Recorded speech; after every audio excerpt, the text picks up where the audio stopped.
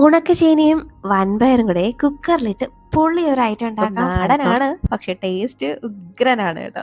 അപ്പോൾ കുതിർത്തെടുത്ത വൻപയർ കുക്കറിലോട്ട് ഇട്ട് കൊടുത്തിട്ട് വെള്ളവും ചേർത്ത് ആവശ്യത്തിന് ഉപ്പും ചേർത്തിട്ട് ഒന്ന് മിക്സാക്കി കുക്കർ അടച്ചു വെച്ചിട്ട് ഒരു 2-3 വിസിലൊന്ന് കേൾക്കണേ.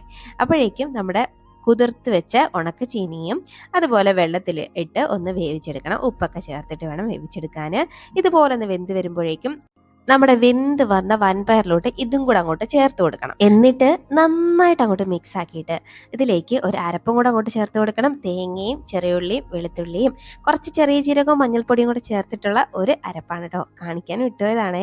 അതും ചേർത്ത് കറിവേപ്പിലയുണ്ട്, അപ്പോൾ അതും കൂടെ ചേർത്തിട്ട് നന്നായിട്ട് ഒന്നങ്ങ് മിക്സ് ആക്കി എടുത്തിട്ട് ഇനി അതിലേക്ക് ആ മിക്സിയുടെ ജാറ് കഴുകിയിട്ട് കുറച്ച് വെള്ളം കൂടെ ചേർത്ത് ഒന്ന് കുക്കർ ഒന്ന് അടച്ച് വെച്ചിട്ട് വീണ്ടും ഒരു 2 വിസിലും കൂടെ ഒന്ന് കേൾപ്പിച്ചെടുക്കണം. ഇത് രണ്ടും കൂടെ ചേർത്ത് പിന്നെ ഉപ്പൊക്കെ ആവശ്യമുണ്ടെങ്കിൽ വീണ്ടും ചേർത്ത് കൊടുത്തോളൂ. ചേർത്ത് കൊടുത്ത് നന്നായിട്ട് അങ്ങ് മിക്സാക്കി കുക്കർ അടച്ച് വെച്ച് ഒരു 2 വിസിലും കൂടെ. അപ്പോഴേക്കും ദാണ്ടെ ഇതുപോലെ കിട്ടും. നല്ല ടേസ്റ്റാണ്. അപ്പം എങ്ങനാ, ട്രൈ ആക്കല്ലേ?